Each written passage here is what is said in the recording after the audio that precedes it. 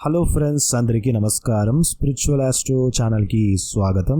ఈరోజు మనం మేషరాశి వారికి 2025లో పూజించవలసిన దేవతల గురించి మనం తెలుసుకుందాం. ఈ దేవతలను మీరు పూజించడం వల్ల మీ యొక్క అదృష్టం అనేది ఎన్హాన్స్ అవుతుంది, మీ యొక్క అదృష్టం అనేది అభివృద్ధి చెందుతుంది.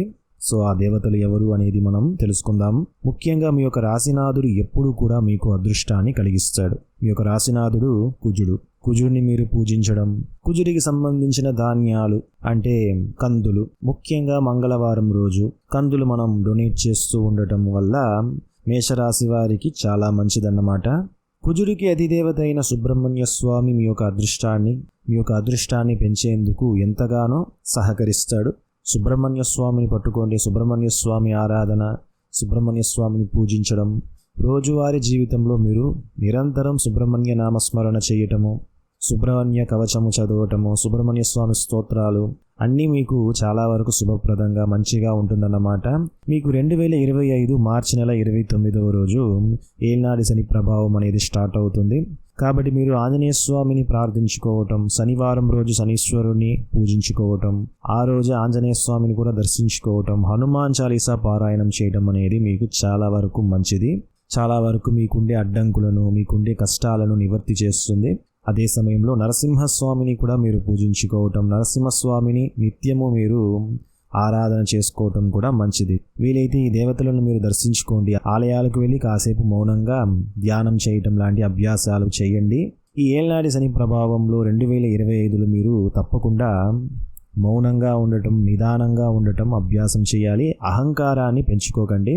ఎప్పుడు కూడా నిదానంగా ఉండండి. వీలైనంత వరకు మీ యొక్క ఈగోని తగ్గించుకోండి. ఎందుకంటే యూజువల్గా మేషరాశి వారికి ఈగో అనేది ఎక్కువగా ఉంటుంది, సుపీరియారిటీ కాంప్లెక్స్ అనేది ఎక్కువగానే ఉంటుంది. ఇది జనరల్గా చెప్తున్నాను. సో దట్ మీరు వచ్చేసి కొంచెం నిదానంగా ఉండాలి. శనీశ్వరుడికి ఈ అహంకారము, ఈ సుపీరియారిటీ కాంప్లెక్స్ అసలు ఇష్టం ఉండదు, అసలు పడదు. కాబట్టి ఈ గుణాలను మీరు తక్కువ చేసుకోవటం మంచిది. మీరు డిసిప్లైన్గా ఉండటం, కొంచెం అందరికీ అనుకూలంగా ఉండటం అభ్యాసం చేయండి. కోపం తగ్గించుకోండి. అగ్రెషన్ని తగ్గించుకోవడం వల్ల మీరు ఇంకా బాగా హ్యాపీగా లైఫ్ని లీడ్ చేయగలుగుతారు. ఈ 2025లో మీకు చాలా వరకు అదృష్టాన్ని కలిగించే దేవుడు గురుమూర్తులు. సో మీరు గురుమూర్తులను పూజించుకోవటం, వాళ్ళ పాదాలను పట్టుకోవటం, వాళ్ళను ఆరాధించడం వల్ల మీకు చాలా వరకు మంచిది. గురువుని ఆరాధించడం వల్ల మీ వేగంతో పాటు వివేకం అనేది పెరుగుతుంది. వివేకం ఉంటే మీరు మీ యొక్క కష్టాలను ఈజీగా మీరు యూజువల్గా మేషరాశి వాళ్ళు ఎక్కువగా ఆలోచించరు. సో ఆలోచించి నిదానంగా వివేకంతో మీరు ముందడుగు వేస్తే మీకు తప్పకుండా మంచి ఫలితం అనేది ఉంటుంది. ఇప్పుడు చెప్పిన ఈ దేవతలను మీరు ఆరాధించడం వల్ల మీకు అదృష్టం అనేది బాగా కలిసి వస్తుంది. ఇక ఆఖరిగా మీకు వచ్చేసి శివారాధన అనేది మీకు చాలా వరకు మంచిదన్నమాట. శివారాధన చేస్తూ ఉండటం కూడా మీకు చాలా వరకు శుభప్రదంగా ఉంటుంది. సో ఇది ఫ్రెండ్స్, ఇది మీ యొక్క 2025లో మీ యొక్క అదృష్టాన్ని పెంచే దేవతలు వీరే. సో ఈ దేవతలను పూజించండి. మీకు అన్ని విధాలుగా మంచి శుభప్రదమైన ఫలితాలు అనేది కలుగుతుంది.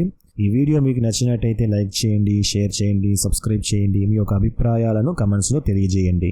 ధన్యవాదాలు.